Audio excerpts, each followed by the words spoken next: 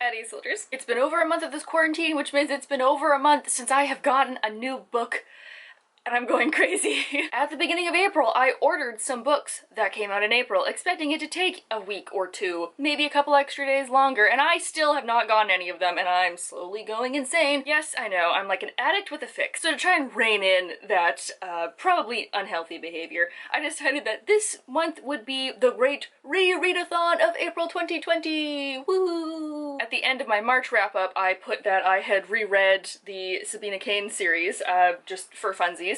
But in truth, I read like half of them at the end of March and then sort of into the beginning of April, and I just kept on that trend of rereading stuff that I just had the urge to, that I really didn't have time for before this. So while yes, I did read a couple of new books, and I will add those into this video as well, it was really nice to go back and reread some old favorites. I also apologize if this video is very choppy, because you know how it is now. Everybody is home all the time, and all the children are playing outside like it's 1999. One of my neighbors decided to pressure wash their driveway, and then I don't know who, but somebody is chopping lumber or using a chainsaw or something. So I'm trying to see if I can just film and then cut out a bunch of stuff. We'll see how this goes. I also dearly apologize for what the lighting is going to be in this video, because this morning it was raining, this afternoon it was cloudy, now it's bright and sunny, and just before I set this whole thing up, the sun went behind a cloud. I tried to start filming this video for like 20 minutes now.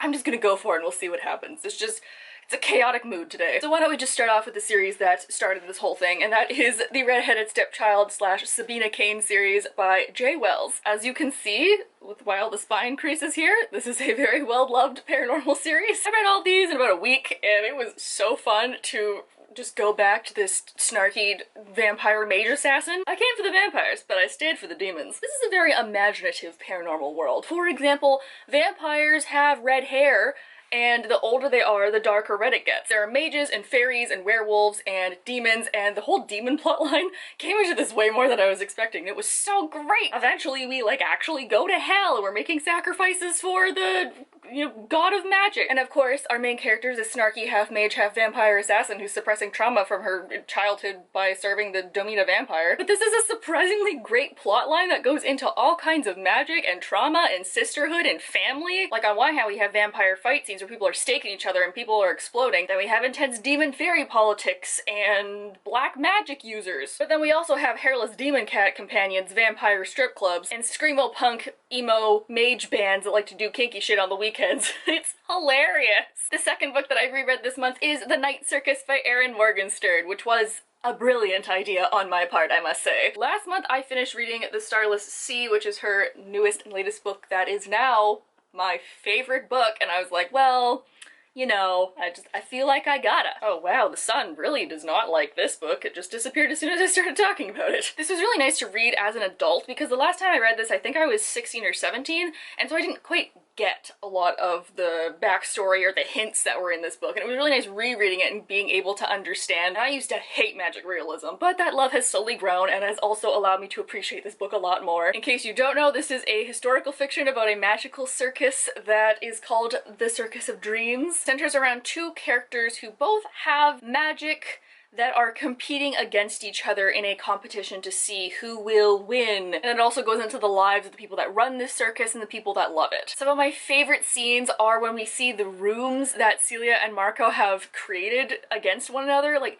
we have the ice garden, which is just so stunning, and we have the big cauldron of fire in the center of the circus. And it was so wonderful rediscovering my love for Bailey, because he is a normal person who falls in love with the circus, and he kind of acts as the reader, being able to go to that fantastical world and become a part of it. Erin Morgenstern is a prose genius and just really knows how to explore the dreams of people and that want for whimsy, if you will. And then to my great delight, I finally had the time and I reread the entire Infernal Devices series. After rereading this, I would say these are my favorite of Cassandra Clare's books. Like, I forgot how much I loved this series. Like, this series is like a Jenga pile. Like, it just keeps stacking up the stakes, and then when it falls, it is just a couple chapters of extreme emotion. In case you don't know, this is her series that takes place in the 1870s and 80s with Will, Tessa, and Jim, as we have kind of a steampunk paranormal crossover series that involves creepy creatures and warlock magic, as well as some good old shadow hunters and a lot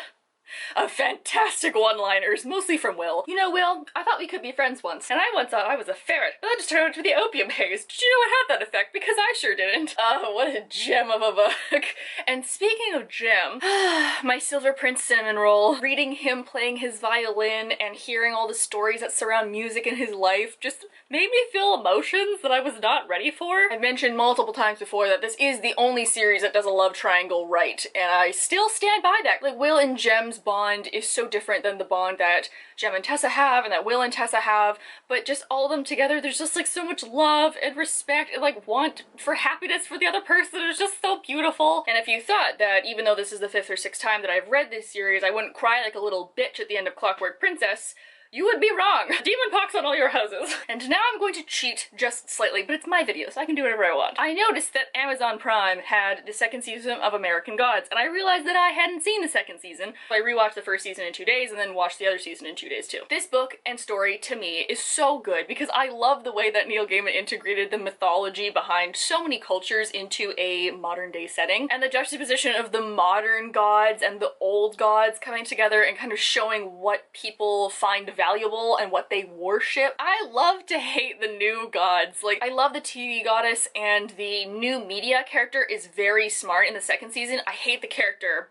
but I love the idea. Also, the technology boy is like such a little bitch, and I love him so much. What a great actor. I thought the TV show did a great job with all the effects and all of the dream sequences. And I really love in the 1st season where they do that little like coming to America type thing that they didn't put in the 2nd season. I was sad about that. However, after watching like 20 episodes in 4 days, I realized that there's a pattern to the show, and it goes like this. Mr. Wednesday will take Shadow to meet a seemingly unremarkable person. He will reveal they are a god and then say something along the lines of like, oh yeah, we're good friends from that one battle a couple thousand years ago where we both killed a bunch of people. Good times. Then they say something like, Wednesday, my old friend, yeah, I'm not gonna fight for you in this war, and then Shadow gets a squinty face. Then we cut to Laura and old Sweeney, who are most likely in a car in like a random part of America, and they're arguing or bitching at each other about something, probably about her being dead. Then we have a scene where we cut to some old gods who are all arguing about something or other in various accents. And then we have a scene of the Egyptians cutting somebody apart in a morgue table, and then there's some like skulls and like flashy lights. That's it. That's the whole series. You're welcome. I think what the TV show is better than the book is that in the book, and sort of also the TV show, Shadow is so boring. He doesn't do anything. He just walks around with a squinty face. It's those extra characters and additional plot lines that make it so interesting and engaging. Like, oh my god, I am so happy that we did not put in that really random scene in here where Shadow's in like a random northern town for like 3 months while Wednesday just like fucks around. Instead, in the show we get weird dream sequences and like way cooler backstories for a bunch of people. The actor that plays Anansi deserves a frickin' Oscar. So I would highly recommend either rereading the book or rewatching the show because it was worth it. I then decided to reread an old favorite just for the sake of it being an old favorite, and that is Six of Crows by Leigh Bardugo, Black Pages. Oh jeez, it was dustier than I thought it was. Is that cat hair? Probably. I realized the other day that I have recommended this book to death in the last year or two, and I haven't reread this in... Wait, when did this come out? I don't know, it's been a long time. It deserved a dust-off, though I apparently missed a few spots. Oh man, I forgot so much about this book, and I think the thing I forgot the most about is how much Cass steals things. This was still a fantastic Russian-inspired fantasy heist novel, and I got a new appreciation back for all of these characters that I thought that I loved and can't confirm. Wyland is my little baby boy, and I love him so much, and I just want to give him a hug. And Nina and Anesh can come over to my house and eat all the food in my pantry whenever they want. The scenes are just as snappy and tension-filled as I remember, particularly in the Ice Palace. Oh man, I was like, I know how this ends. I remember that much, but I was like, but are they gonna do the thing? How do they do the thing? Does anyone die? I don't remember anybody dying, and yes, it was nice to, I guess, have this on my shelf for so long. Just revamped my appreciation for it when I finally read it again. I did not reread Crooked Kingdom, but maybe I'll do that next month because it deserved it. Alright, now for a double whammy. I did reread A Curse So Dark and Lonely by Bridget Kemmerer because I really wanted to read A Heart So Fierce and Broken, which is the sequel, so I read both of them in 3 days. This was one of my favorite books of last year, which is a Beauty and the Beast retelling that was very different than any Beauty and the Beast retelling I have ever read, and that's why I loved it so much. There's like a crossover of dimensions kind of thing. The main character has cerebral palsy. The prince has been under a curse where he's reliving the same season that this monster came and wreaked havoc on his kingdom, and his only companion is a guard named Gray. This hardly takes place in a castle at all. It really takes place in the kingdom because there is an incoming war, and she's the one that like gets his ass in gear to go start acting like a prince. We have a great reveal about the Beast that I loved. So this was very fun rereading, and then I, you know, had to get my ass in gear and read the sequel that I'd had for months and months, which was also very good. Not quite as good as this one though. This is definitely a middle book,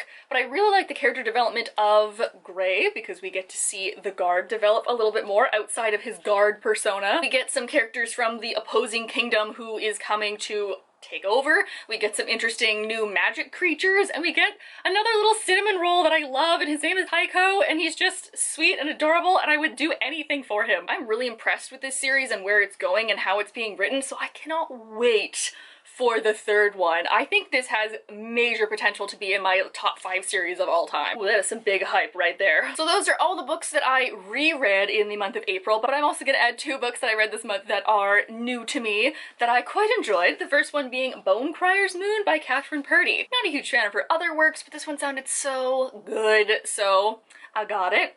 And I loved it. Our 2 characters, Elise and Sabine, come from a line of women that are called Bone Criers that take bones of animals to enhance their magic, and then to be able to ferry the souls of the dead into the other world, they have to kill their true love.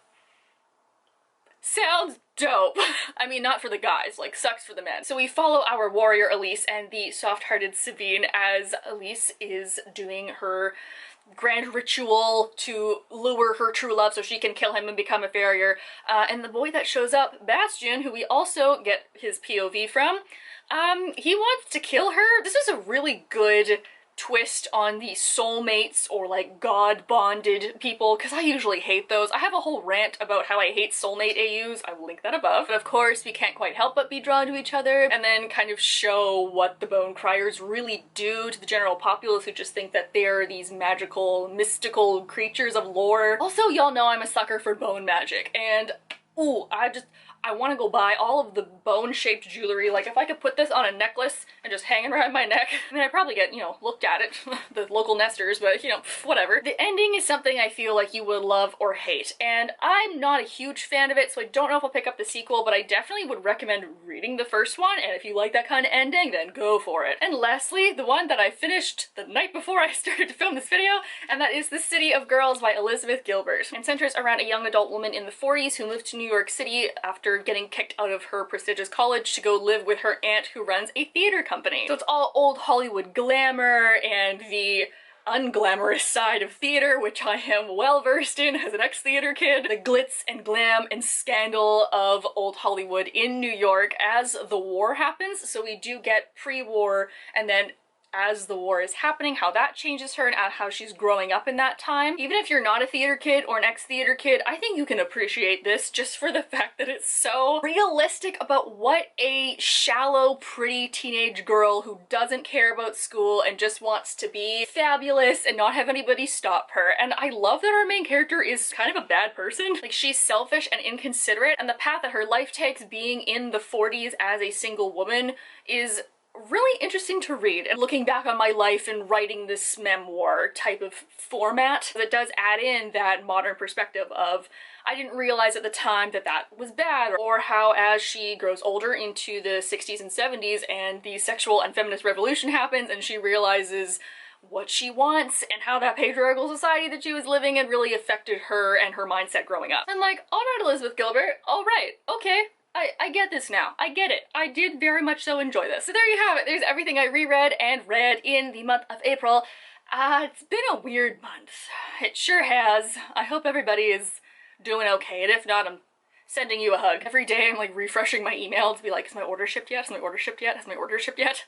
When really, I mean, this gave me a good chance to just reread some things I really wanted to reconnect with, and then also a good chance to actually like go over my TBR bookcase and be like, Rachel, you have plenty to read, alright? Shut up. You don't need anything more. What I need right now is for someone to stop sawing stone, wood, I don't know. but whatever you're building, person who was making this noise, I hope it's worth this. Can't they see that their noise is interrupting my very well done professional video? Please leave down below some of your own comments on if you also want to reread these things, what you're going to reread, if you have any plans to reread anything at all. I know some people love rereading the same thing over and over and over, and then I have other friends who are like, why in the world would you reread something? You've already read it, you don't need it again. And I'm like, excuse me, ma'am? It's called nostalgia? I mean, rereading all of these really just helped me not do any late night online shopping, so I think that's a win for everybody. You know where to click like the video, you know where to click the subscribe. I hope you guys are having a nice day wherever you are, and I will see you all next week. Bye!